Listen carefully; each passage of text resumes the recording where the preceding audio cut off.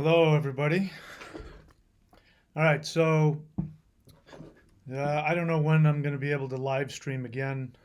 This may be the last time, at least for maybe a few days or a week, maybe longer. I don't know. And so I was thinking about what I wanted to talk about, and I still want to talk about what I've been talking about these live streams, which is this big astrological shift that is happening, but that is going to really culminate in the eclipse and the planetary cluster conjunction that's going to be happening on December 25th, Christmas of 2019. So, this is a big shift.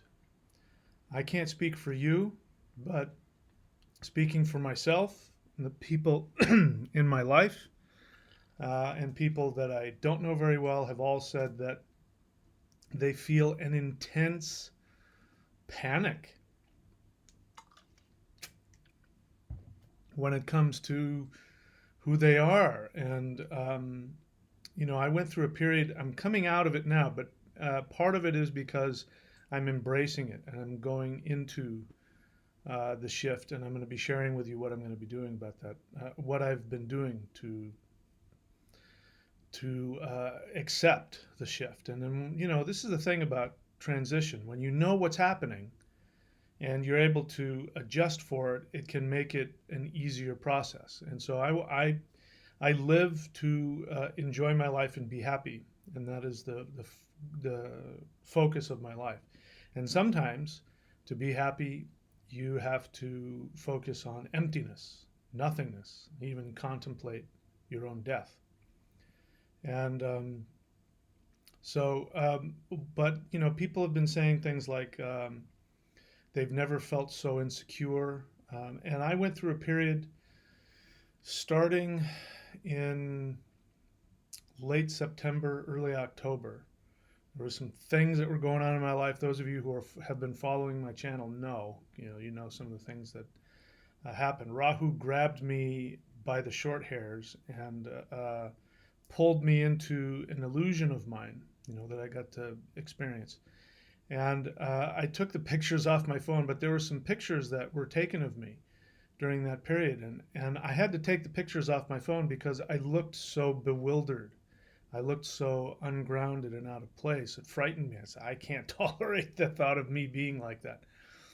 But I'm usually very, even if if life gives me challenges, I may even go through depression or normal things that people go through. But there's this fighter in me that comes out and says, no matter what, I'm gonna die fighting.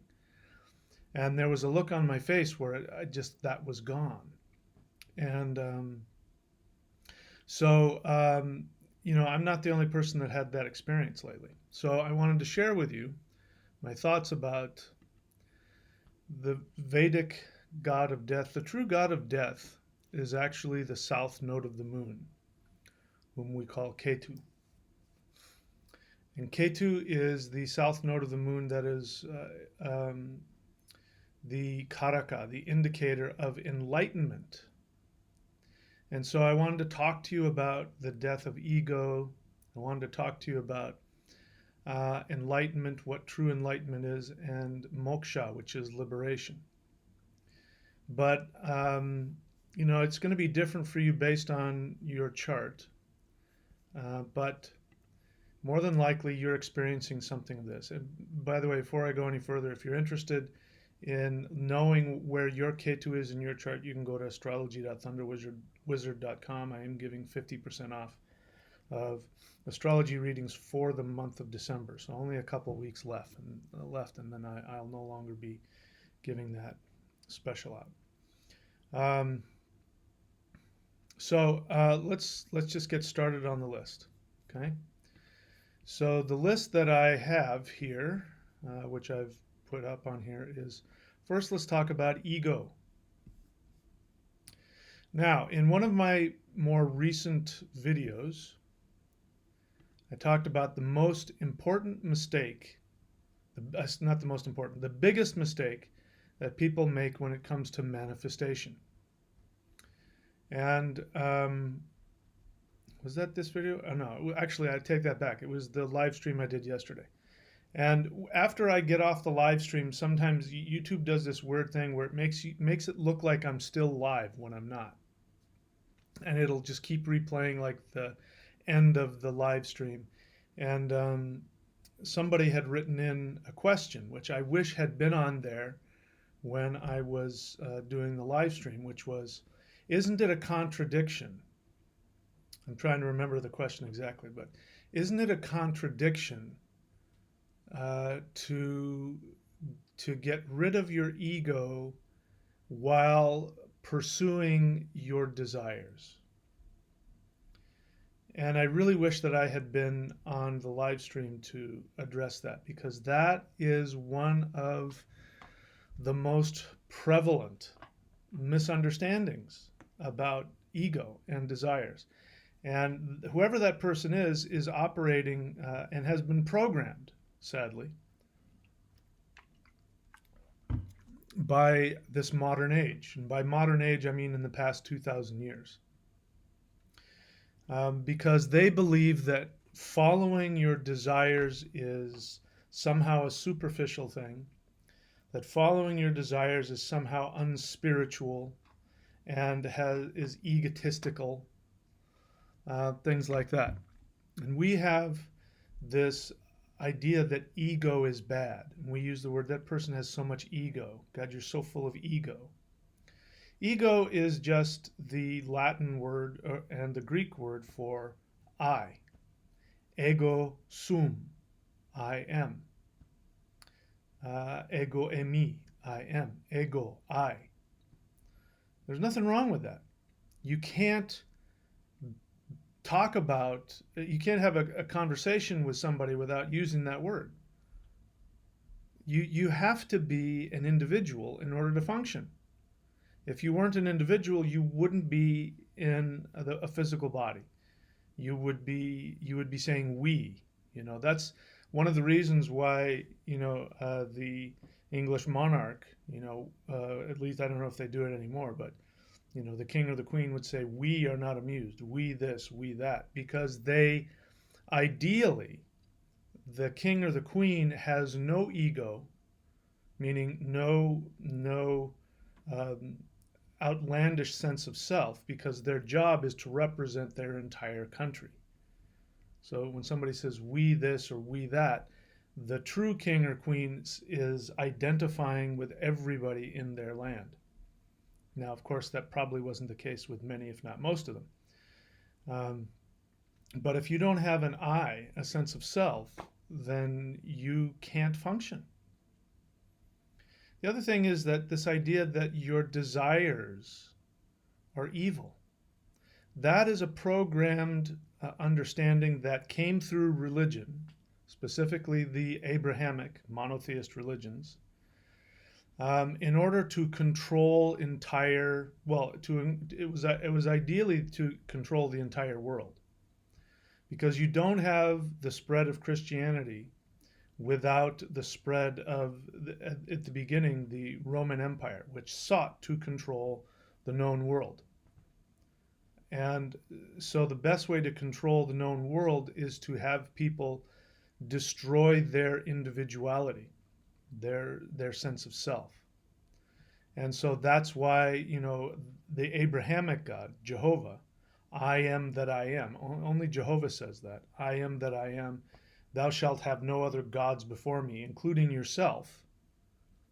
And, you must do everything to the glory of God, even everything in your life. Meaning you can't take credit for anything. You can't take any pleasure in anything. Any of your desires is all evil. It's not just superficial or unspiritual. It's downright evil. So when somebody says mistakenly, isn't it a contradiction to follow your desires? And I forget exactly what was said, but the essence of it was that desires were evil and that ego was bad. And so I want to just get rid of that.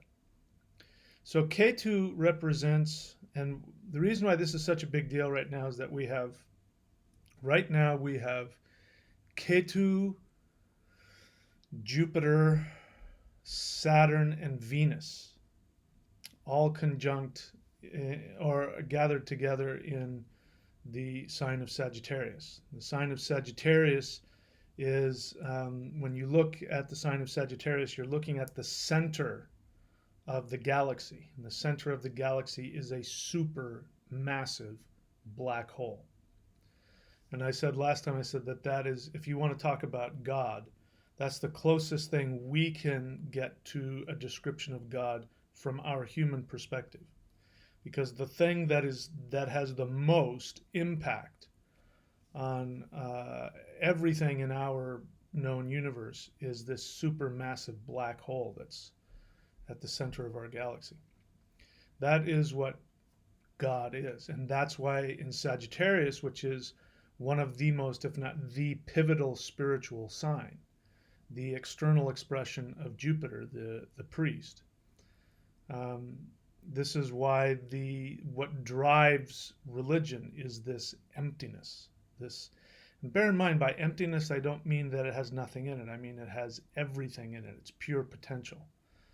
We are not pure potential anymore. If you have an ego, if you have a sense of self, you are an individuated, specific manifestation. And if you were to see, quote, God, you would be destroyed. That's why in that, again, in the Abrahamic, they got that part right. Don't look directly into the burning bush. In that movie, the Raiders of the Lost Ark, they open the Ark of the Covenant and whatever the hell those things are flying out. People look at them and their whole flesh burns off of their face. That is symbolic of what would happen if you were to go directly into the source of manifestation, which is pure emptiness, pure potential. You'd be torn to pieces because you cannot be an individual and be in the source of all things.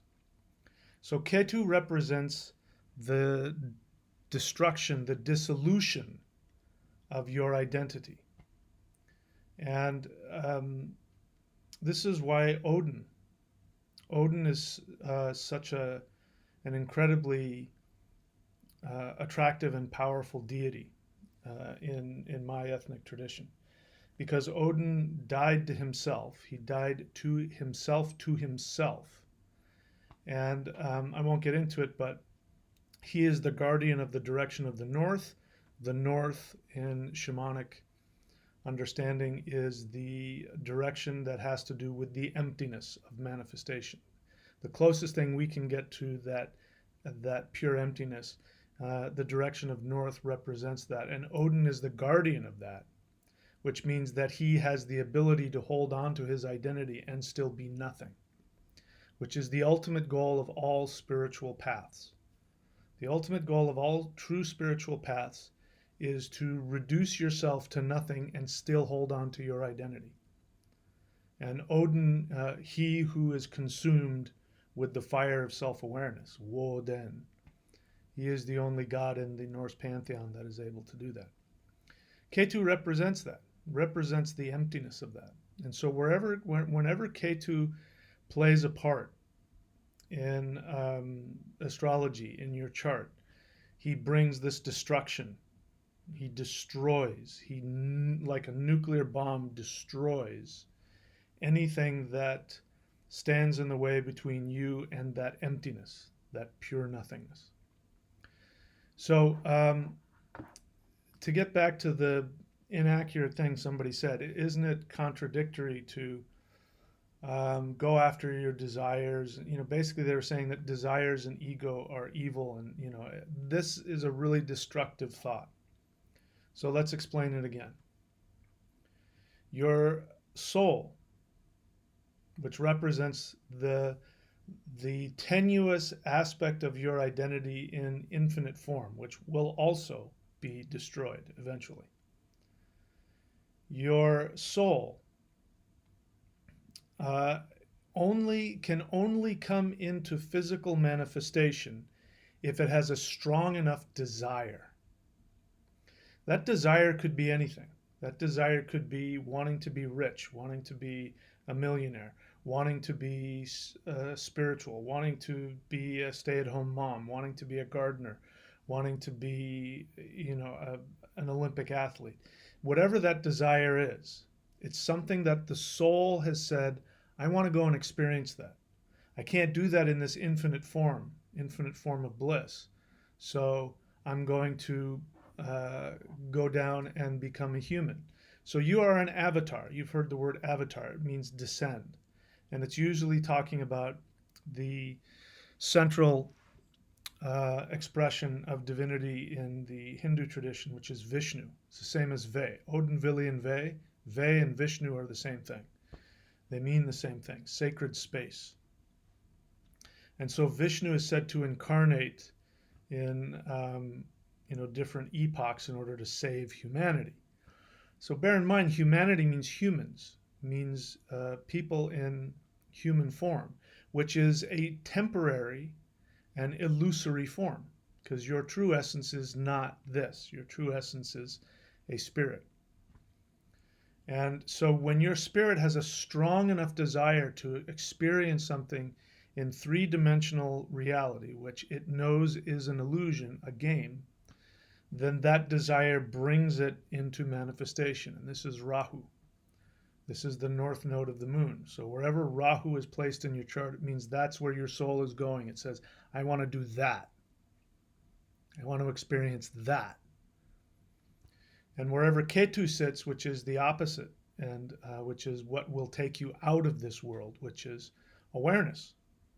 Your awareness of your eternal self will take you out of this world. Wherever Ketu sits, wants to destroy the illusion surrounding that. So this is the dance that we have to do. And so for you to go after your desire is the most spiritual thing you can do. The question is whether or not you know what your true soul desire is. That's all you have to figure out. Most people, to some degree, at some point, if not their whole lives, some people never get it, but many people are confused as to what it is they really want.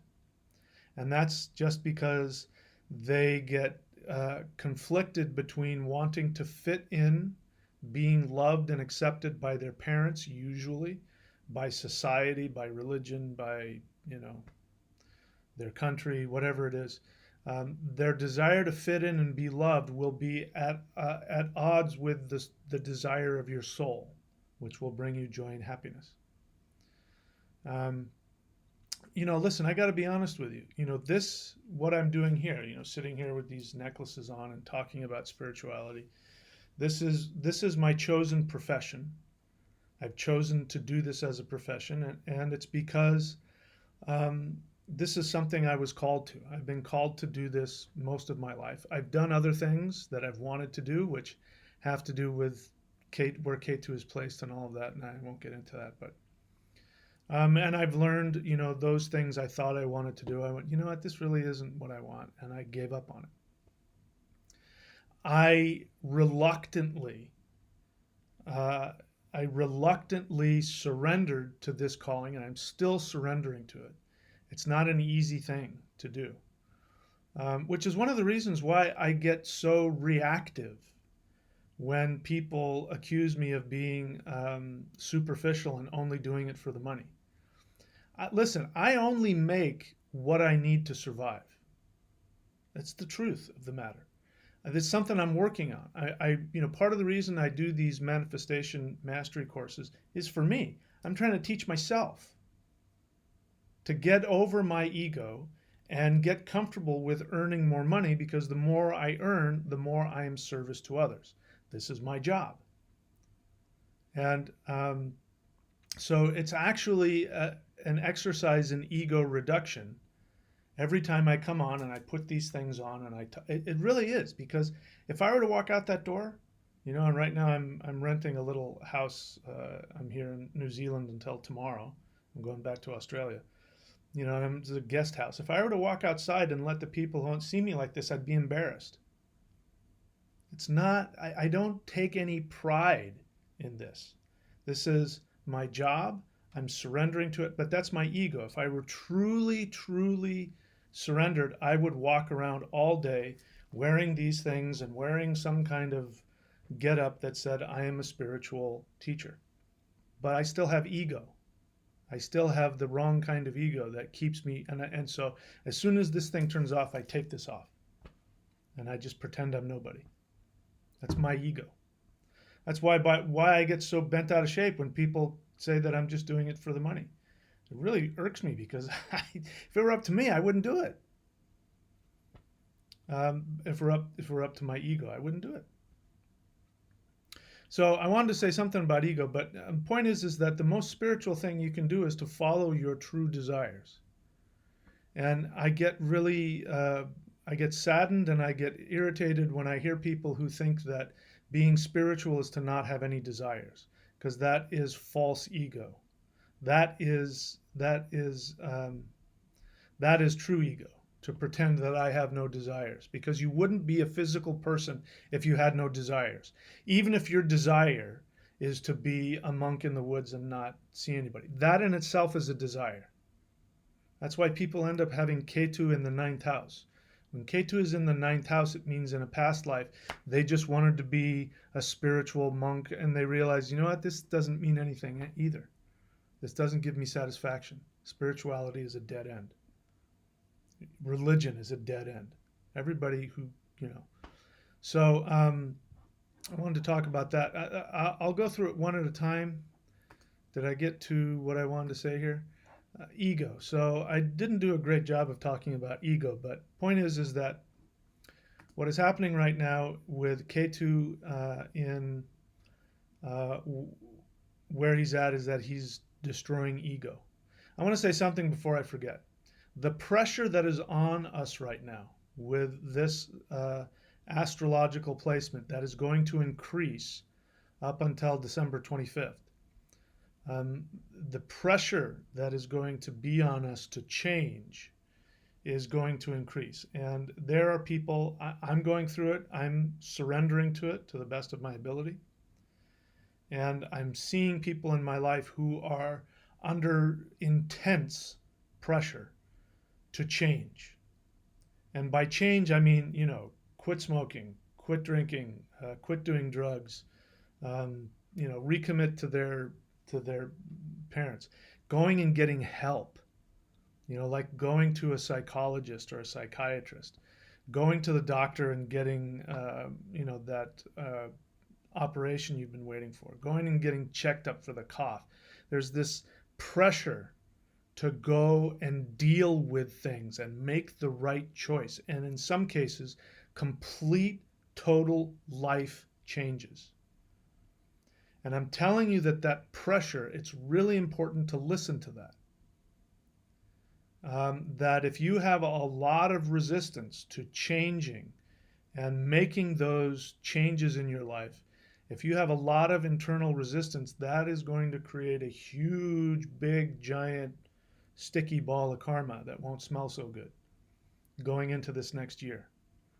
Now's the time. If there's something that you know that you need to do, you need to go and see that psychologist. You need to go and, you know, quit eating red meat. You need to start going to the gym. You need to quit doing drugs, quit smoking.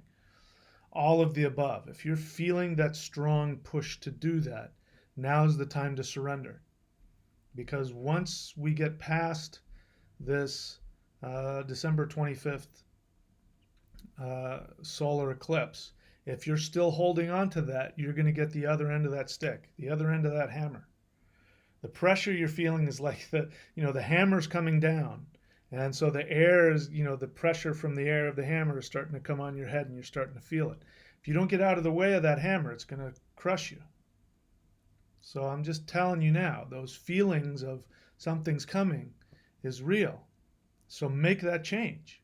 And you know what it is you need to do. For myself, I've been really thinking about really doing what I talked about earlier. I'm not comfortable with the idea of being seen publicly as a spiritual teacher. I personally just, my ego, I don't like it. It's hard on my ego. I'm embarrassed.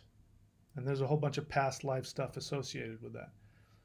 But I'm embarrassed by that. And I'm embarrassed, I'm embarrassed to tell people what I do for a living if I meet them in person. I'm embarrassed. I like hem and I haw and I'm a consultant or, I don't tell them what I do because it's embarrassing to me. I'm afraid I'm going to get um, criticized. So I've been thinking a lot about it. And I mean, like, I've been going to the extent of, maybe I should just get like a whole, like, head face tattoo of a skull or something so that everywhere I go, people have to see, and dress in all black and, wear an all black robe and wear my stuff so that wherever I go, people have to go, oh, look at that guy. He's a whatever it is. And I have to just deal with it. I've been trying to think of some way to do that.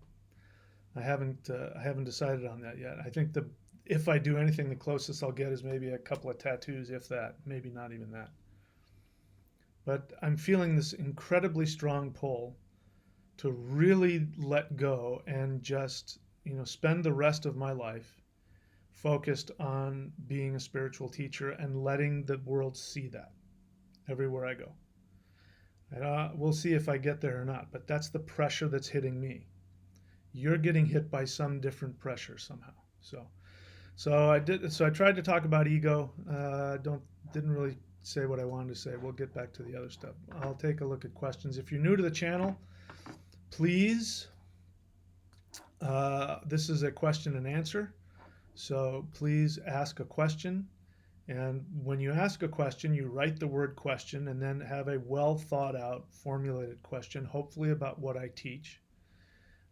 Because if you don't do that and you just say something, I'll end up passing you by. And I will ban trolls. I enjoy banning trolls. So anyway, let's see. Question. What happens and when Jupiter enters Capricorn? Well, we haven't got there yet, and I'm not focused on that yet. So, when that happens, I'll talk about that. I really don't like talking about things I'm not motivated to speak about. And since I haven't really looked into that lately, the only thing I'd be doing is just throwing out superficial things about it, and I don't want to waste your valuable time with that. So ask me that, later when that's happened. C. Batranu question. Why I feel lost, like I don't find my place. I don't know what to do with my life. This is happening in the last 2 to 3 months. Well, why? I mean, I don't know why you feel that way. Um, there's definitely something astrologically that's happening that's pressing on that, but I need to know more. And that can't happen on here. I would have to talk to you. And ask you a bunch of questions. If I could remember, because I recognize the name, if I could remember things you've said in the past, I'd be able to put something together, but I don't. So I can't answer that question for you.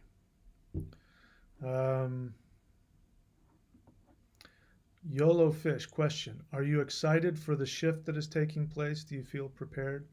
So I'm wincing at that question. I don't know why you're asking me that. Because, listen, it's okay with me if you don't have a question. But I don't get the sense that you're asking me that question because you have something you need to know that you think I have the answer to. It sounds like a superficial excuse to start a conversation in a bar. But I've just been going on for the past, 20 or 30 minutes telling you what's been going on in my life. So I've already answered that question. So YOLO Fish, if you have a question that you want to ask because there's something you need, ask it.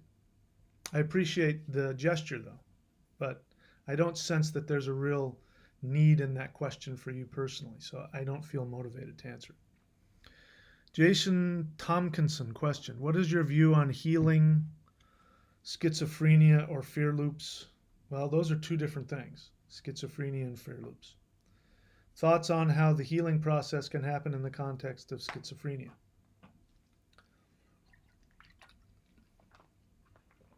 So let me talk about fear loops. This is somebody who I assume watches my channel because I talk about that in, where is it? I don't have it here. In neo.thunderwizard.com, which is right there. Neo.thunderwizard.com. Those 4 tools. I tell you, these are the 4 tools that people need to get the matrix to obey you. By the way, I'm seriously considering getting rid of neo.thunderwizard.com. That was something that I created because people kept asking me ways to control the matrix. Matrix meaning this universe. So I created this, what I think is the most profound teaching I've ever done on how to interface with the matrix. But, I keep pointing up at neo.thunderwizard.com and, almost nobody has gone there and purchased that, which is sad because it really is. I'm really, uh, I'm, I feel really strongly about the things that I've taught there, but I'm getting ready to let go of it altogether because, the bottom line is that if it doesn't sell, you're not interested in it. And if you're not interested in it, I'm not going to waste time teaching it. So that is a question having to do with that. Fear loops has to do with the universe, the matrix, life force energy, what my ancestors called the web of weird, which is space time. We experience it as the universe. The universe is a living organism, but it has been programmed to obey you only under certain conditions. And those conditions are if you are following your true soul desire and taking actions towards that, the universe is designed to serve you and give you everything that you need: money, support, health, happiness, whatever it is. And if you are operating from fearlessness, then you are operating from the traditional mindset of all people before the advent of Abrahamic religions, which was you went after what you wanted and you died trying to get it. If you didn't get it, then you would die trying to get it. That was an ancient understanding. Fearlessness, being willing to sacrifice. This is a good day to die. These kinds of things are traditional values that were taught to people because it teaches them to go after their desires. And sometimes it's like, wow, this is impossible. But you know what? Having my desire is more important than just living a pointless life. It's better to live on your feet than die on your knees. All those come that same thing. And so the universe is designed to respond to that mindset, that fearlessness. When you operate from fear, meaning I better hold back, well, maybe I won't become a musician, I should have some other job on the side, and maybe in my spare time I'll be a musician. What happens if I don't make it? What happens if I fail? And following that good advice that your parents gave you, that's coming from fear. The universe is designed to not respond to that. Your experience of that will be that the universe is cruel, nobody loves you, this is an unfair place, all of the people who have power, all of the elites are running the show and they're keeping you, they're taking your jobs, and that comes from fear. It just means that you don't have the awareness and the fearlessness to go after what makes you happy. And so you're sitting on your ass waiting for the universe to come and give you things. People are asking for God's will. God, please show me what you want me to do. Well, if I can get the money together, I'll go do it, instead of, no, I'll put myself in debt. And if I end up broke and homeless, at least I went after my. There's 2 different ideas. So the universe is designed to give you negative results, which is really no results, when you operate from fear. When you continue to operate from fear, what happens is that you create a fear virus loop, is what I call it. And that can create insanity. And so what this person is saying, Jason obviously has seen some of my videos. I have made the assertion that I believe that things like, mental insanity, um, psychological problems, schizophrenia, and things like that are the result of somebody being trapped in a fear virus loop. Having said that, I am not a psychiatrist. So please don't. If you are in fact schizophrenic, go get help from a professional. Please do not put the rest of us in danger. Go get help. I firmly believe in qualified health professionals, psychologists, and psychiatrists who are, there's some of them that are good out there that know what they're doing. I have benefited from psychologists throughout my life. And please, if you are, Jason, if you are schizophrenic, go get help. Having said that, I'll philosophize about your question, but please bear in mind it's not a substitute for real professional help, okay? So, what are my thoughts on healing that? Well, healing the fear loops is simple. You listen to what your soul wants to do, what gives you joy, and to go after that and to take action on that. In terms of curing schizophrenia, I've already said I don't know enough to talk about it. I've run into recently some experiences with people who have real emotional psychological difficulties, and I've had to surrender to say, wow, that's beyond my understanding. There's definitely something karmic there.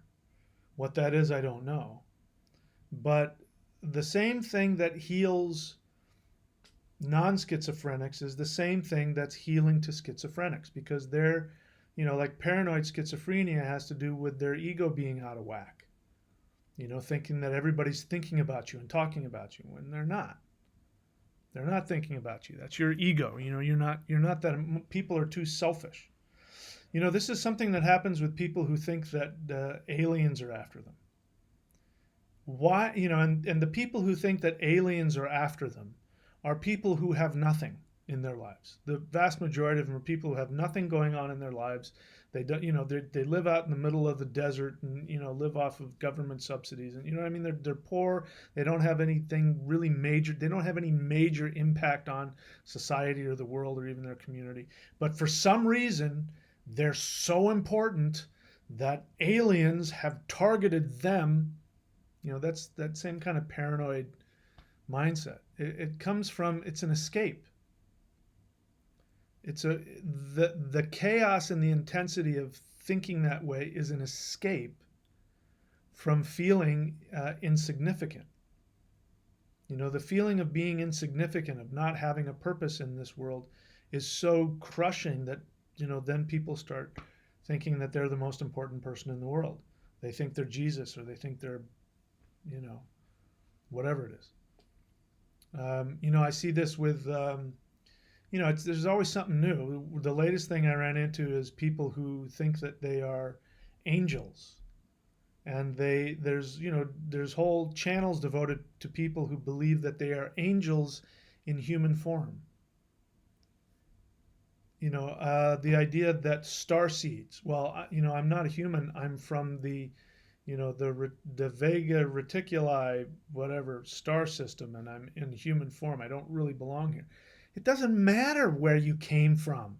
I don't care if you were an angel before you came into this life. I don't care if you were on some other planet, on some other distant galaxy. It doesn't change the fact that right now you're human. And you have all the same human desires, thoughts, and needs as every other human. You're no different or better than anybody else. And people who think like this, I'm really an angel, I'm really a starseed, are people, you're going to find out that they've had bad childhoods with a lot of codependent and dysfunctional things, alcoholic parents, which means that they feel insignificant and unloved. And so the only way to survive that feeling and feeling like they're worthless, I'm not saying you are, that's how they feel. They have to create this alternate reality that, yeah, I'm an angel, I'm a starseed, you're a human. Right now you're a human being in a human body. So own that. Own your pain. Own your sadness. Own your loneliness. Own that feeling and get the hell out of yourself and go do what you came here to do. That's really all that we're here. That's all that matters here. Just go do what you're supposed to do. So That's the closest I can get to answering your question about healing schizophrenia. Because I'm not a psychiatrist, so I can't talk more about it. Oh, Scuba Gamer question: how is Scorpio an intense star sign? Well, I'd much prefer to know why you're asking me that, because I'm not talking about Scorpio today. I'm talking about Sagittarius. Um, but you're asking me that probably because you are a Scorpio and you feel intense. I would much rather hear your question.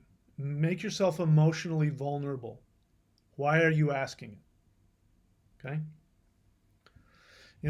Again, this goes into the next thing we're going to talk about, which is enlightenment. So I guess I'll just start on that now. If we look here, I've got ego and then enlightenment and moksha. So since we're talking about Ketu who destroys the illusion of whatever he's associated with, Ketu is the karaka, the significator of enlightenment, which is really just being taken out of this illusion. That's all that it means. And enlightenment has with it the assumption that you will not be that you will not be reborn into physical form. And people want that. But why you want that, again, people who want that, who want to become enlightened and never be reborn, are people who are guaranteed they will be reborn. Because one of the necessary components of achieving that kind of enlightenment is not caring whether or not you're incarnated or not. And when you can say, it's all the same, whether I'm incarnated or whether I'm in the spirit, I still have to live and learn and grow. So it doesn't matter. When you can get to that point, then there's a likelihood you won't come back. But if you're never coming back to this horrible place because it's so mean and people are so unfair and you're guaranteed you're coming back. Guaranteed. Why did I get on that? Just because I'm venting about things. So enlightenment. That's what I wanted to talk about. You've heard me talk about it before, but the idea that enlightenment means that you're going to reach this state of bliss where you feel good all the time, that you have no problems, that you have no anger, that you have no sadness, that you have no regret, and that you're just in this constant state of bliss and that your eyes are dilated and it's going to feel like that you're on drugs the whole time and oh yeah, man. That is a very immature understanding of enlightenment. It's very common, and it is very human. Most humans want to be taken out of the misery of human existence, the pain, the challenges, and so they seek enlightenment.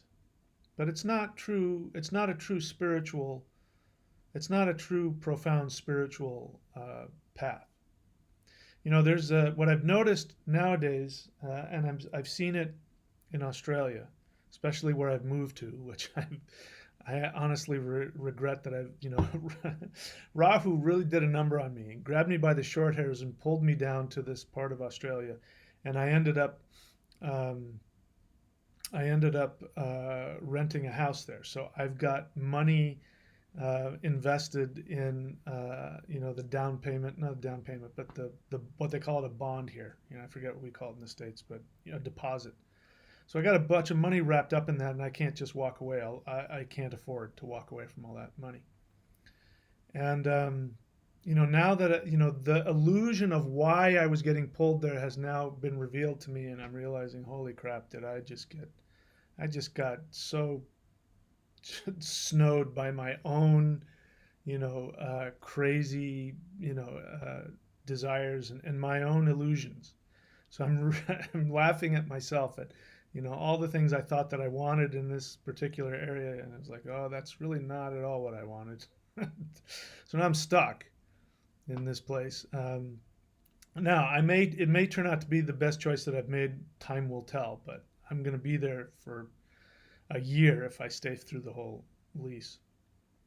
What was I talking about? I forget now. So I'm just going to get back to enlightenment. So the idea of I was going to say that there's this whole new thing of new brand of hippies now, that, I'm, my age of hippies now, and what they are now is different, but still same kind of vibe, except now instead of long hair, everybody's got whatever you call that, where their hair's matted, and I forget what that's called. Dreads. Everybody has dreads now. And there's this whole crop of hippies who will talk about, they never use plastic. Great. They're all vegans. Good for you. They, all of this stuff. They don't watch television. They do all of these things they don't do, which are very, I think, you know, congratulations. I think that's a really, really smart, healthy thing to do. And at the same time, they don't shower because they don't want any chemicals on their body. They don't brush their teeth with toothpaste, so their teeth are getting all yellow. And even though they talk about only eating organic food and this and that, they're taking drugs all the time. They're drinking alcohol and getting drunk and taking drugs. And, so it's like, whatever good they were doing by eating organic, they've already destroyed with all the drugs that they're taking and the pot they're smoking and the alcohol they're drinking and the not showering. It would be nice if you showered. It's okay to shower. It's okay to take a bath. It won't kill you.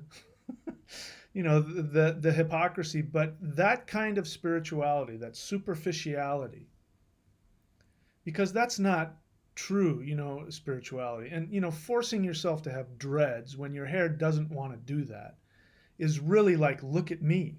Take a look at me. Look at all the effort I put into looking natural. Right? It's superficial. It's not real. Real enlightenment is, and what I'm saying, those people, have this idea of bliss. This is what the whole law of attraction mistake is doing, that if you can just stay in bliss the whole time and be happy the whole time, and as long as you do that, all good things will come to you. And if you're not happy all the time, you're not spiritual. And I've had that experience numerous times with that kind of mentality, where, if I'm talking with somebody and we get into a conflict, because that's what, humans get into conflict about things. That's what creates intimacy, is conflict. And, something will happen and there will be an emotion that will come to my voice. And people will say, I am not going to go to that level. I'm not going to talk to you anymore because I'm not going to that level. Because it's too unspiritual to have a feeling, whether it's sadness or anger or confusion or whatever it is. And this is that false idea of enlightenment, that false idea of spirituality. And in the spirit of Ketu, what I want you to understand is that there is only one ultimate goal that you can say without a doubt is enlightenment. There's only one requirement. Enlightenment, the proof of enlightenment is the awareness of the effects of your behavior on all beings. That is the ultimate test of enlightenment.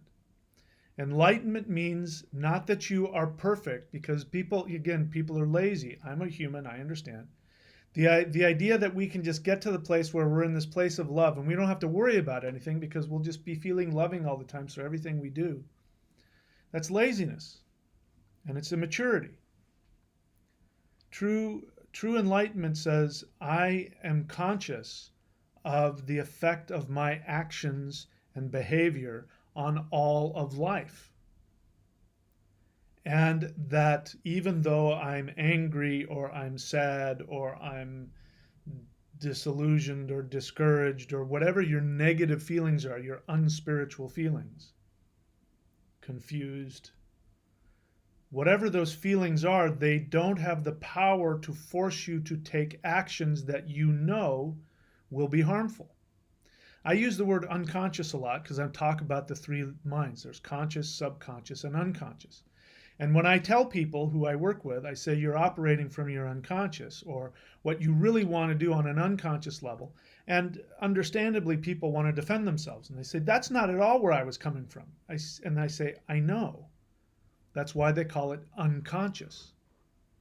But when I hear people in the New Age spiritual movement use the word unconscious, they've equated it with being unspiritual.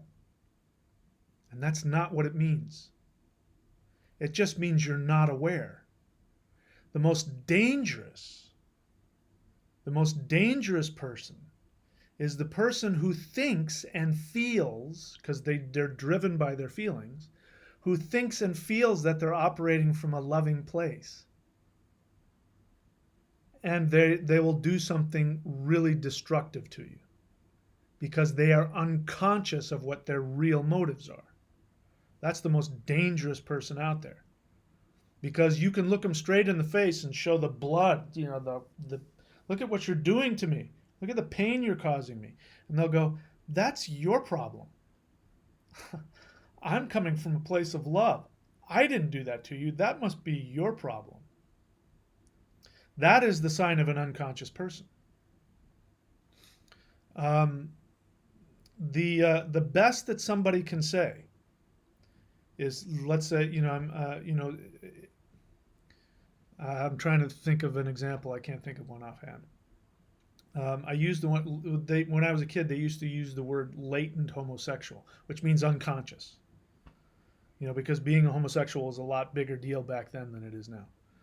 And so we would talk about people being a latent homosexual, which would be that they were homosexual, but they weren't conscious of it.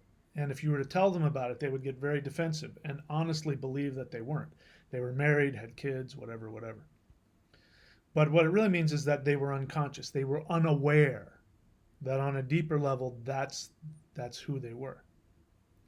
And so when somebody says, you're operating unconsciously, this is unconscious resistance in whatever way, the best thing that anybody can say is, if that's true, I'm not aware of it. But when you point out something to somebody and they get really defensive about it, that's like a huge red flag that that's an unconscious person. So unconscious doesn't mean unspiritual. It means that you don't know. So being spiritual means that you are conscious of all of your feelings. That means that you can sit there and say, you know what? I feel murderous rage toward you right now. But I am aware that that's coming from my own fear of rejection. And I know that the kindest thing I can do for you and for the world is to act like this. So acting contrary to your feelings. That's the sign of enlightenment. And if somebody gets to the point where they get fully enlightened, they will no longer be a human.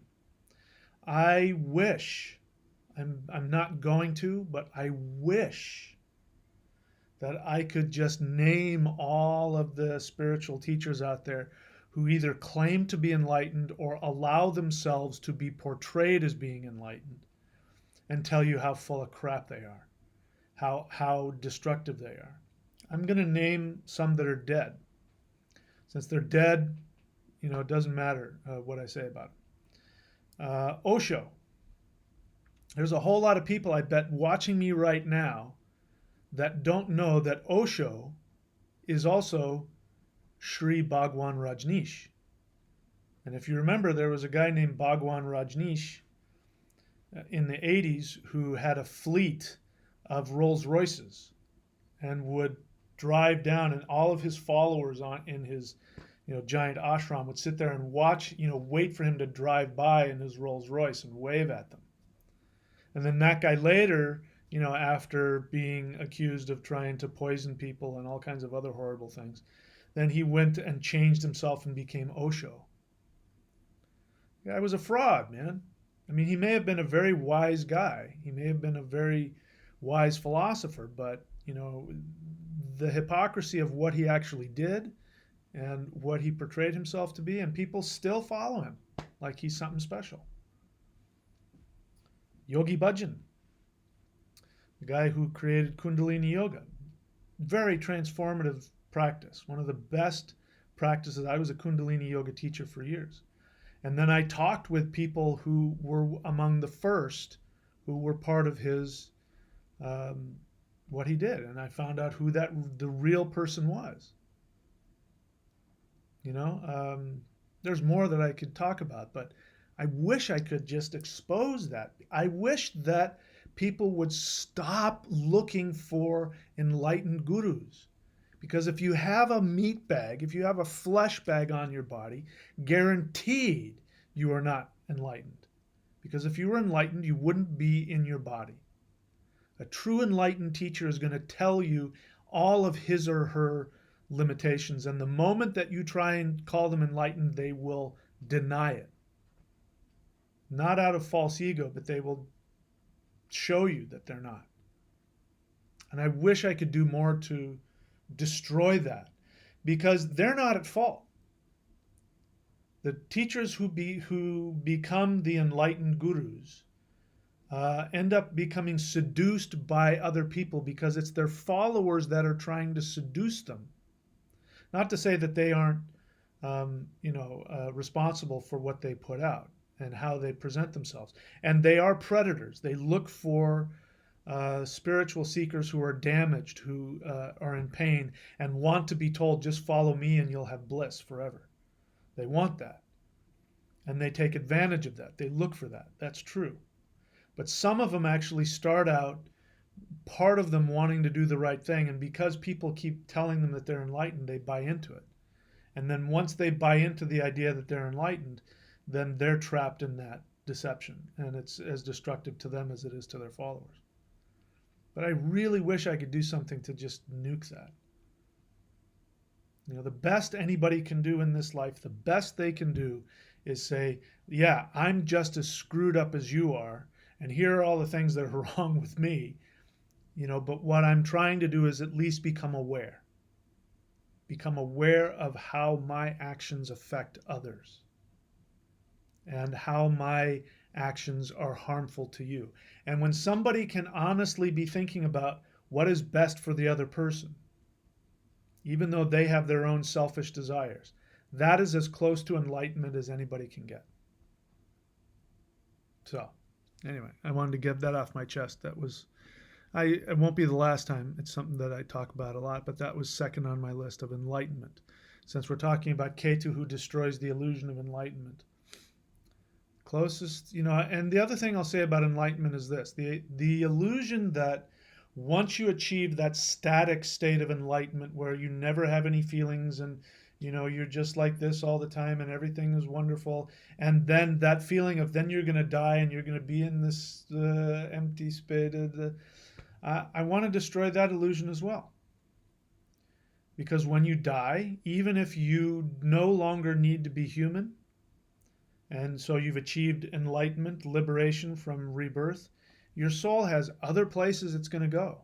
It's got other things it's going to learn. You might incarnate on a whole different world. You might not be human anymore. Maybe you'll have tentacles. But this is not the end. So get used to it. Surrender to the idea that there will constantly be growth. There will constantly be evolution, and you cannot have growth and evolution without conflict, without evolutionary crisis. You can't have it. So your soul will always be pushed to grow and to learn until it goes into complete nothingness, in which case I can't even imagine what that's like. All right, so there's my thoughts on that. Okay, let's see what else we got. So how is Scorpio an intense star sign? I'd rather hear you tell me why you're asking that. You mentioned that it was in a previous video, and I'd like to know because my star sign is Scorpio. Well, I need more. Your star sign is Scorpio. So why are you being stimulated to ask about intensity? I want to hear about your experiences, or why you need to know that question, so that it's not just a superficial question. I need to know more about you, because when I know why you're asking the question, then I can answer the real question that you want to ask, which is not just about Scorpio. It's having to do with your life, something to do with your life. Let's see. Ari Levine question: I haven't felt connected to my runes recently. Is there a way you'd recommend most for connecting to your runes? Well, that's your own personal selfish, and I don't mean that in a judgmental way. That's just your own personal selfish experience. So are you wanting to connect to the runes, or are you wanting to have a feeling? It sounds like you're more interested in the feeling than you are in the runes. The runes are the runes. So maybe you've gone past a superficial, immature projection where the runes make you feel a certain way. Well, the runes aren't drugs anymore to you. Now they're something else. It's a relationship, just like any other relationship. You know, you meet somebody and your projection of them and all of the endorphins flow and the oxytocin and the, whatever it is, and you're in love. And then 9 months later, you realize you got a person in front of you whose farts smell and who has bad breath sometimes and is not as perfect as you thought. And you still have to find reasons to stay in the marriage and stay in love with them. So you're in a different experience with the runes. The runes are still the runes. I would just let go of the need to feel something because that lessens them. Just like if you were with another person, you said, you don't make me feel good anymore. How would you like it if your wife or your husband said that to you? You'd be like, wow, was that my job? You obviously don't give a crap about me. You only care about how I make you feel. So the runes, have their own life as well. So you can still have a relationship with them and you can still experience them, but you don't have to feel something all the time. It's kind of along the lines of what I was just talking about. Anyway, see Batranu question. I tried your Qi Gong for like a month and I didn't feel any changes, even something small. This happens like a year ago. My question is what I did wrong. I don't know that you did anything wrong. Are you on medication? Because if you're on medication, that's going to uh, change how your energy flows. But I don't know. You didn't do anything wrong. You know, if you're doing it just for the feeling, my experience is that, when I do it, I feel a lot. Most people that I talk to have a lot. The people who haven't felt anything are people who've been on um, opiates. Opiates will destroy the ability for the energy to move through the body. Um, psychotropic medication for um, you know, emotional and mental disorders that will disrupt your ability to feel energy. I would still say to do it. I mean, it's still going to be helpful for you, just like going to the gym. It's still going to be helpful for you, but just don't do it for a feeling. That's all I can tell you. So, most people, including myself, when I do it, I feel it very intensely. Daniel Mohi question. I used to pursue certain paths because I thought I could bring peace to my nation. That's a loaded statement right there. I pursue my heart's desire now. Will there always be a piece of that narcissist within me? Yes. You will be human until you die.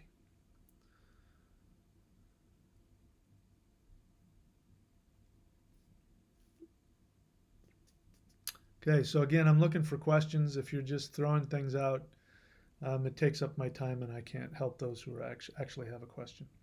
So I'd appreciate it if you only put your questions down. It's great that you have opinions and and you've got an opinion about this and that and the other thing, but um, if I see somebody doing that, and they're not new to the channel, I'm probably going to end up, putting you on hold because it's taking away from the focus of what we're doing here. All right, so Zeralath, question. Can Thor help us with this ego shift? Of course. What more do you want to ask about Thor? Of course he can help with the ego shift. That's kind of what Thor does. Thor fights the giants, and specifically the trolls and the Thyrses. And the Thyrses represent exactly that, ego without any empathy. That's all that Thyrses are. They're only looking for using things and people for their own personal energy consumption, and they don't take into account because they're not capable. That's why the Cyclops only has one eye. It's not because his third eye is open, but because he's only focused on himself. He's just got this narcissistic viewpoint in life, which he can't see anything or anybody else other than himself. That's what the Thyrses are. So, of course, if you worship Thor, especially with Jupiter in Sagittarius, this is Thor. Thor is Jupiter. Thor is the priest. Okay. All right. So, Ari Levine, thank you. Paul Wickens, question. With more and more people waking up to alternative facts, I don't know what that means. Do you recommend a way we should approach them? I don't even know what you're talking about. What do you mean by alternative facts? Are you talking about people who are full of crap? Is that what you're saying? You know, like there was, I guess that's something that was said by one of Trump's spokespeople. Or somebody said, well, then there are these alternative facts. And somebody said, there's no such thing as alternative facts.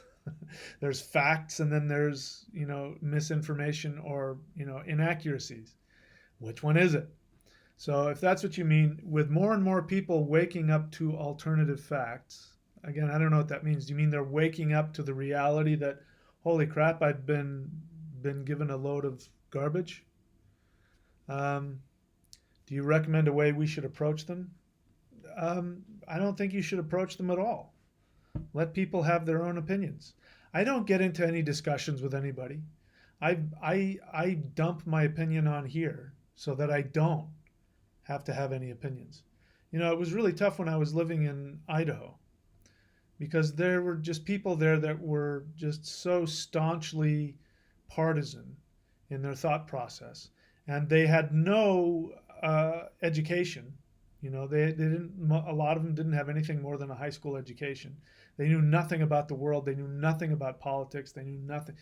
So I couldn't carry an opinion about anything outside of my house because, if you're talking about what you're saying is you're talking about people who don't non-SMM ideas. I don't know what that is either. Non-MSM. What does that mean? You got to treat me like an idiot. You got to actually write words out. I don't know what that means. Mainstream media. People waking up to alternative facts. By alternative facts, you mean non-mainstream. So, Paul, are you somebody that believes that mainstream media is out to lie to you? Are you telling me that you follow Fox News and you listen to alternative radio sources? Is that what you're saying? Because then we're gonna be talking a lot about the whole idea of By the way, the whole idea. I'm not even getting into it. But alternative facts is not having accurate information. So people waking up to having false information, is that what you're asking me? Why would you want to communicate with somebody who thought they had the truth when they were going completely off false information? Anyway, there's no reason to approach anybody with anything. If somebody doesn't ask your opinion, it's none of their business. And it's none of your business. Let people have their own opinions. If what you're saying is whoever I'm talking to is wrong, regardless of what side of the political divide you've placed yourself, and you're saying, how do I talk to somebody who's wrong? Don't talk to them about it. Talk to them about just something normal, because it's all a bunch of crap anyway. In another year, we'll have a new president in the United States, and it'll be a totally different discussion. In another 4 years or 8 years, it'll be somebody else. Every single time, every single political cycle, it's, oh, this is the worst president ever, and this is going to change, and our values, it's never changed. It's been the same. Just walk away from it. Who gives a crap? It makes me want to ask you why you give a crap about any of that stuff anyway. Let's see. Question. Does Thor have Jotun compulsions from Jord that we work through? No. Thor is half giant. Means that he has, there's giants that are good. Jord is one of them. Earth. Earth is a giantess. So there's Jotuns, and then there are Thurses, and there are Trolls. Thurses and Trolls represent predatory, ego-driven thoughts, beings, entities that are only interested in consuming and don't have any empathy for others. Thor fights against that. So yeah, again, too much thinking, Zarelath. Too much thinking. He is half giant and half Aesir, which means that he's balanced both of those sides. Yeah.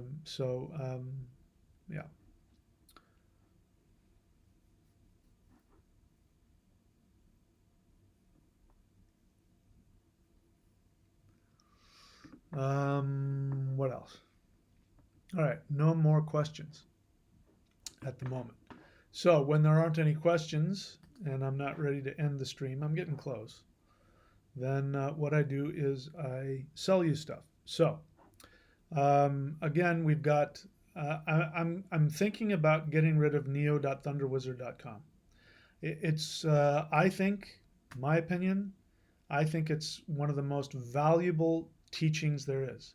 And I mean what I say. Those 4 tools are the most important thing that you need to know in order to function in this 3-dimensional reality, from my experience and my opinion. But since there's been such little response to it, I'm getting ready to just toss it out. So go check it out. And if it sounds like something you want to learn, get it now before I get rid of it. Because, the bottom line is I have to be realistic. The realistic point is that I know I'm helpful to people if, there's movement. So we've got all the free videos out there. I know the videos that people are watching because I can see how many views there are. And so that tells me what people want to learn. It may not be what I want to teach. That's kind of the sad part for me. That's my selfish point. There are things I want to teach that people don't want to hear anything about. I get frustrated because I think the majority of people who watch YouTube are looking for superficial escape. They don't really want to learn. That's a human thing. So I have to accept that. And I have to accept that I'm here to teach. And, I teach what people are ready and want to learn. So if you're not ready and you don't want to learn that, I'll get rid of it. The things that tell me what you want are the things that people buy. People buy Celestial Qi Gong, qigong.thunderwizard.com. That makes me very happy. That's a very profound teaching. So I'm going to keep selling that because that tells me where to go. The universe is telling me, here's what you're here to do. Here's what you're here to do. And it tells me by what you buy. The money that comes through tells me that's where I need to focus my energy. So anyway, but what I am going to start, what I have already started rolling out is this, energyhealing.thunderwizard.com. And so go there to understand this new service that I'm offering. People have been asking me for years to do distance energy work, and I didn't want to do just your run-of-the-mill energy thing because there's no shortage of Reiki people out there and medical Qigong people out there who do that. So I've started a healing cleansing service that I think is unique, and it's the kind of energy that I prefer to work with. So go check that out because that has started to take off, and I've already got a backup. I've got a queue of people.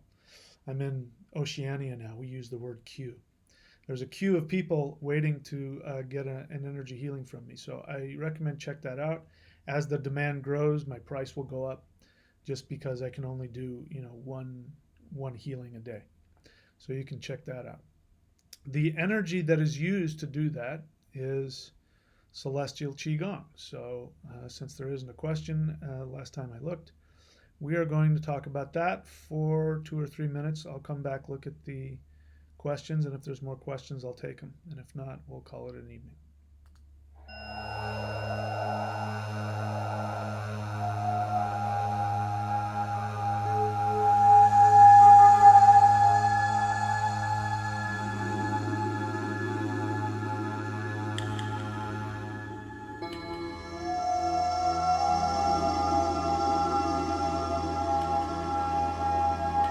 Hi, I'm Michael Denny of SpiritTao.com, and this is Celestial Negung Part 1. Celestial Negung means that this is power that is descending from heaven.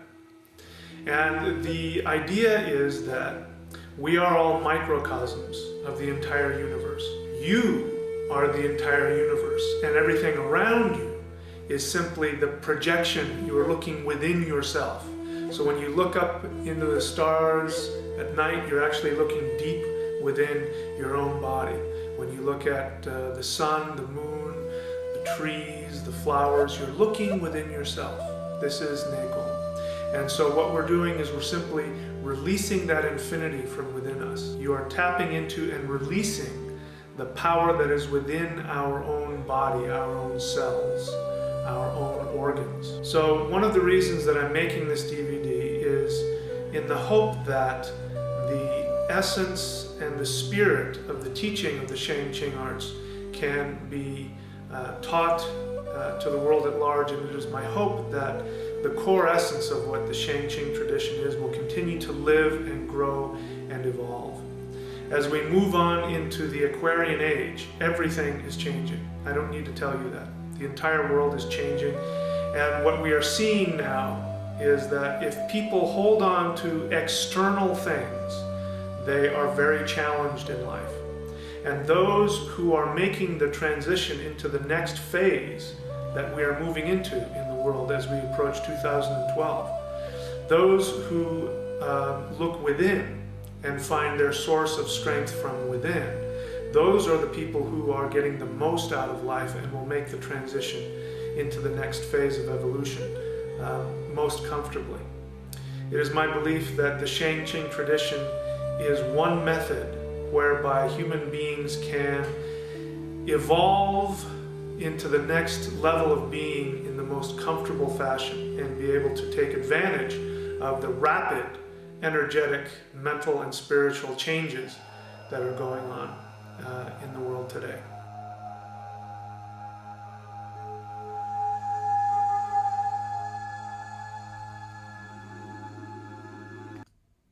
Coming July 2009. I laugh every time I see that. 10 years ago. All right, so I don't know that I see a whole lot of questions. I don't think I see any questions. Let me see, what else did I want to talk about? Liberation. So I've talked a little bit about liberation. I'll talk a little bit more about it. So moksha is a Vedic concept which means liberation from the cycle of birth and death. And I've already said what I had to say about that. I get frustrated and annoyed with, people who want that. I understand. There have been times, not just a few. I mean, there have been more than a few times when I have wanted out, when I was in so much pain that I just wanted out. And the thought of, I won't lie to you, the thought of coming back and reincarnating is not something that I take pleasure in. That I did not have a good time as a kid, and the thought of being a child again in a house with parents and all that does not sound like fun to me. Having to go to school, and having to go through the whole garbage of dealing with reputation of being, I don't want to deal with that. But that's because I had a crappy childhood. I had parents who were either non-existent or dysfunctional. I had an older brother, 5 years older than me, who had decided that I was the reason that his life was miserable, and he made my life a living hell.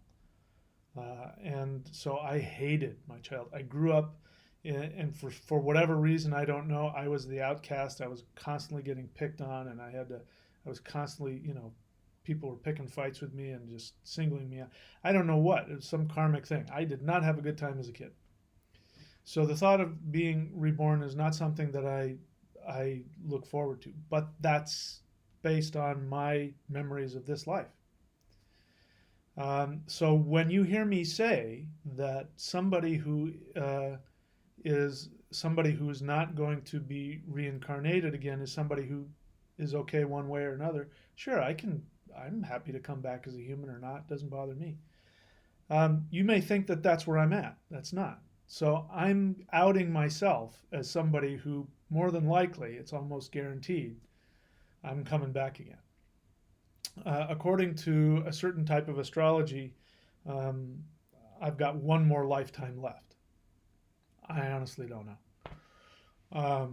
but based on how all of the intense feelings that I have most of the time, and I talk about enlightenment.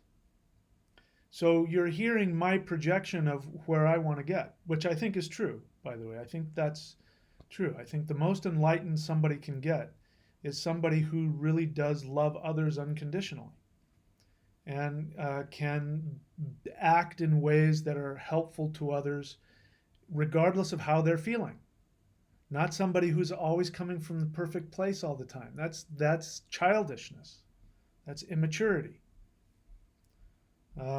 So I'm outing myself there as well. I'm full of all kinds of human frailties and selfishness, and you know, um, I've learned because of the things I've had to do in order to stay alive. I'm not going to get into it, but there are things I've had to do in order to stay alive where I've had to learn how to act contrary to all of my instincts and feelings. So that's why I focus on that all the time. Because that is the most valuable lesson I learned is that, somebody sits you down and says, yeah, it's okay you want to go kill that guy. You can't do that. It's okay that you want to go cuss that person out. You can't do that. Go say hello to them. Go tell them, here's how are you? Here's a flower. Go do the opposite of what you want to do. That's what you're supposed to do. And so I have to live with all these really messed up feelings. Yeah, you want to go over and ask that girl to come home with you and, you know, don't do that. Stay away from her. Go talk to the other guy over there and stay away from that girl that you want to use for your own selfish pleasure. Do the opposite of what you're feeling because you know that the outcome of that is destructive. Do the thing you know is destructive. Doing this, sitting here wearing this, and talking about spirituality is going against the huge amount of my instincts, which just don't want to do that. I do the opposite of what I'm feeling. This is why the Aruda Lagna, astrology.thunderwizard.com, this is why the Aruda Lagna is so important. The Aruda Lagna is how the world wants to see you, and it's also the thing that you can do that will best help the world. But in many cases, it's going to be the most embarrassing thing and the exact opposite of how you want to be in the world. And this is where you get rid of your ego. You get out of your own way and you do what you know is helpful to others, regardless of how it feels to you. One of the most destructive things somebody said to me once was, my simple truth is, now they had no idea, but it was one of the most hurtful and destructive things anybody had ever said to me. And they were using that to justify the incredibly selfish, narcissistic, destructive behavior that they were about to engage in, which was very hurtful to me. And so I'll never forget that phrase. My simple truth is.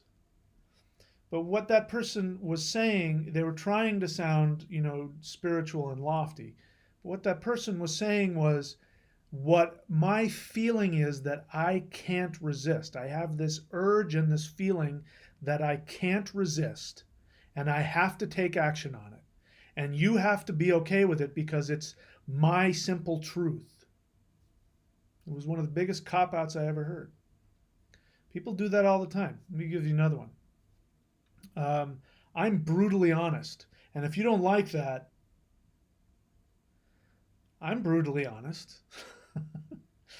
But, I do it in certain scenarios. This is one of them. I'm brutally honest with people when I'm teaching and when I'm counseling, because they've paid me money to tell them the truth for their benefit. So I tell them things they don't want to hear, even when it's challenging for them to hear, because that's my job. But you see this, like if you look on dating sites, I see this, women's dating sites, and they'll be, I'm brutally honest. I'm one of those people that'll tell you exactly like it is. And if you don't like it, that's just an excuse to be selfish and cruel. That's all that is. So, the inability to not filter your actions based on whatever feeling you're having is incredibly destructive. That's enlightenment. Going up and saying things that you don't want to say, acting the way, I did that. I learned that. And sometimes I still have to force myself, and I make it a kind of a fun thing that I do where I'll go and I'll act opposite towards everybody. And the response is amazing. People will tell me what a wonderful person I am and how grounded you are and how kind you are, and they have no idea what's going on inside of me. But that's what's important. What's important is the effect of your actions on other people, not how you feel about it. We have to grow up and get over that. That's one of the, that's our society is very immature because of that. It only does what it feels like doing. And my simple truth, I just got to act on my simple truth. I have to be authentic with my truth. And if you don't like it, that's your problem. Nonsense. All right, so I don't know if we have any more questions here. I think we're all done. One last question, Amy Luann. Question: do humans come back as animals and other beings? To be honest, I don't know. I was told once that they don't, that once you have evolved to become a human being, that you don't have to then devolve to become something else. That makes sense to me. Whoops. That makes sense to me because I don't think the universe does unnecessary things. And that seems unnecessary to devolve. I think, the idea that if people say that if you do this, you'll be reborn as a dog or whatever it is, I think that's inaccurate. I think what makes more sense, it doesn't make sense to me, and so I tend to go off of, what my common sense tells me. And my common sense says that that doesn't make any sense. What what I believe, what does make sense, if somebody does something, and lives a really destructive life, which then somebody would say, out of their childish, judgmental, oh, you're going to come back as a snail or a fly or whatever. Um, I think that that's coming from their projection of themselves. But I think what probably happens is that if people do something really destructive, they come back as a human and they just have to be on the other side of that. So if people are asking, again, it just comes down to childishness for me, all of it.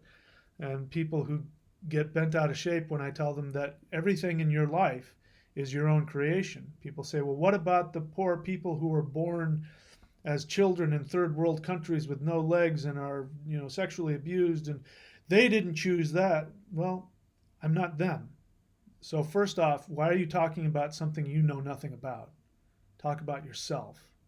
Don't talk about other people. That's just really, really selfish and destructive, and immature, and wimpy. But the conclusion, what makes sense to me, since that does happen, is that those are people who were on the other end of that on a previous lifetime.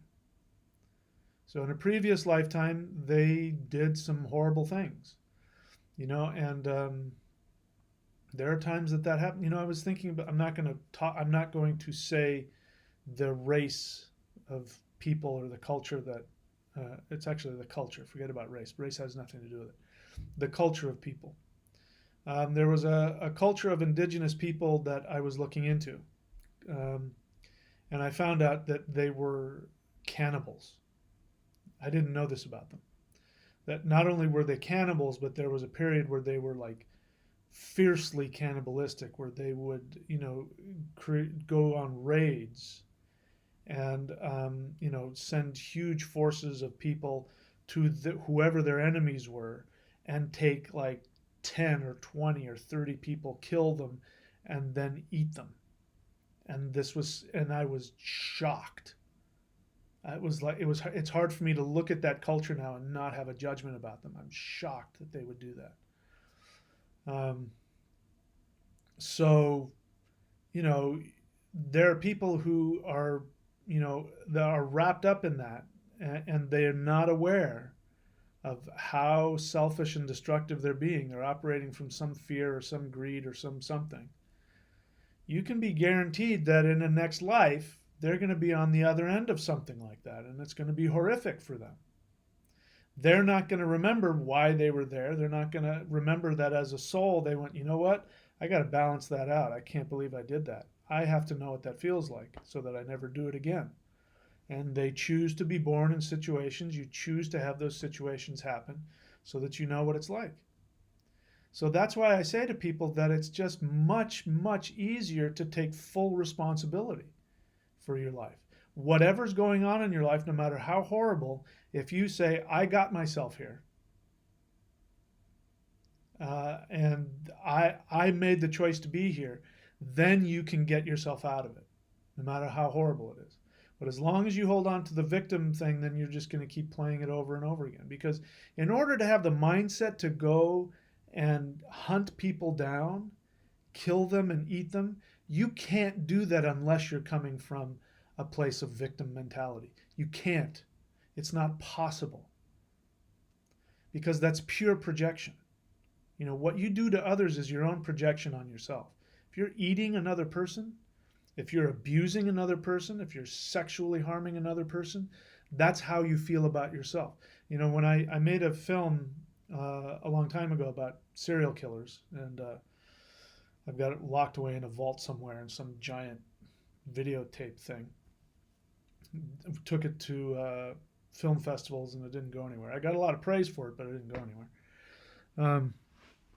But there was one guy that I was researching who was explaining why he did what he did.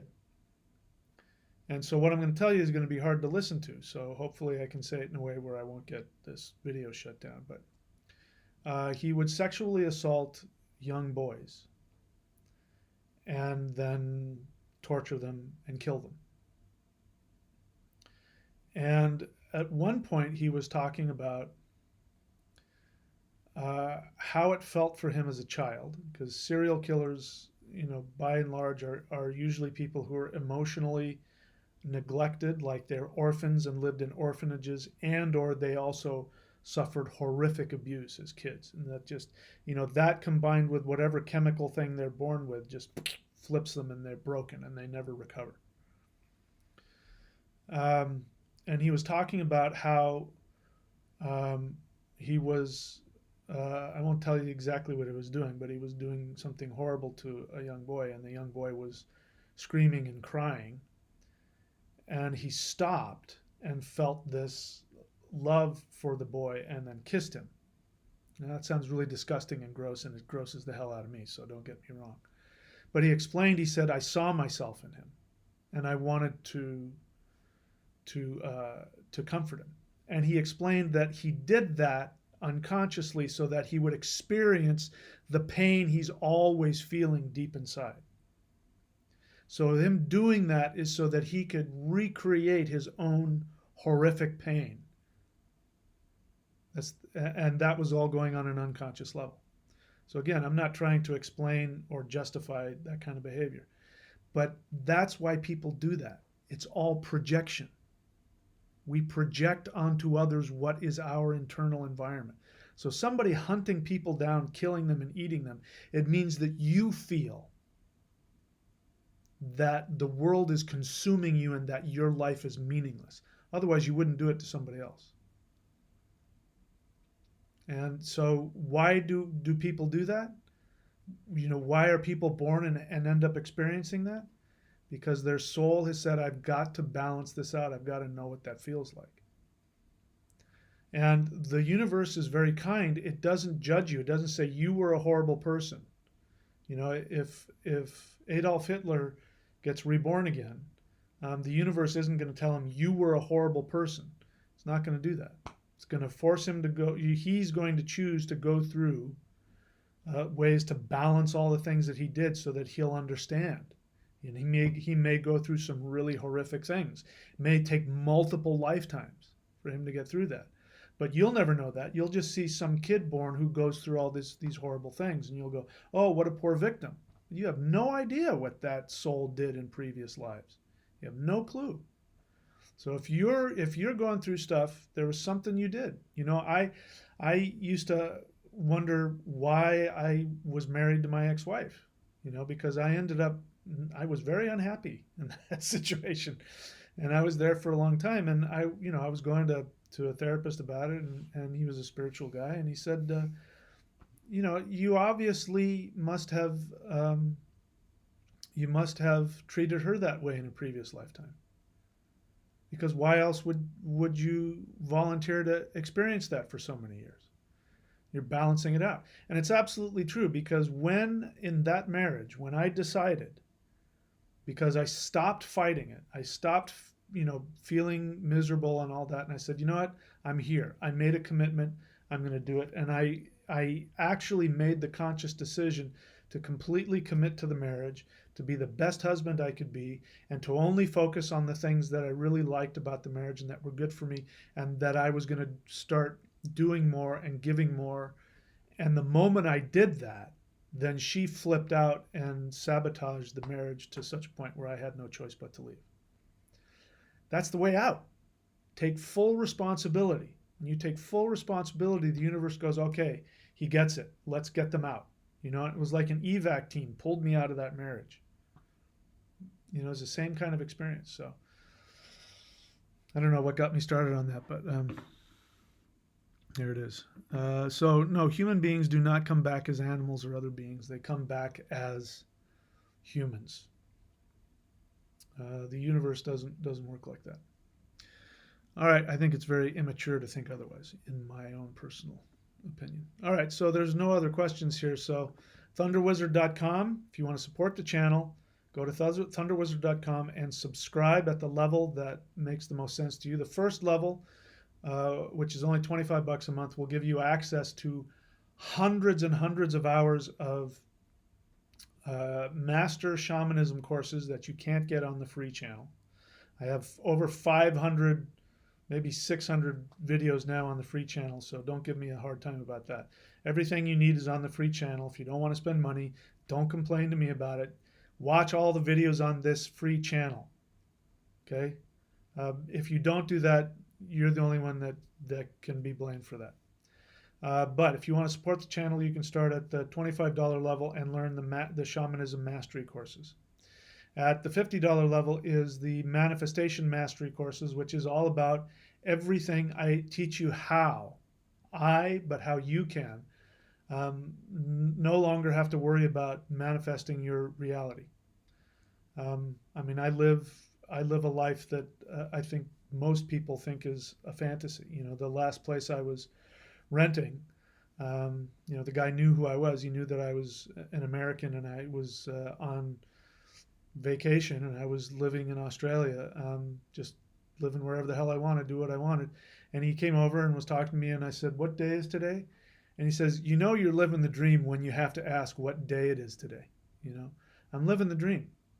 So I teach you how to do that. And then if you want to work with me on a monthly basis or a bi-monthly or more, then there are other subscription levels. Those subscriptions is what keeps me able to continue to do this. And then, of course, the astrology, the career, all that. You can go to courses.thunderwizard.com, which is, sorry, I got all these different things here.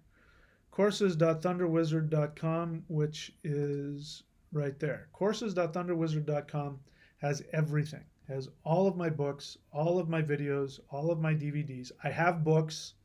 Read them. That'll give you the ability to ask intelligent questions.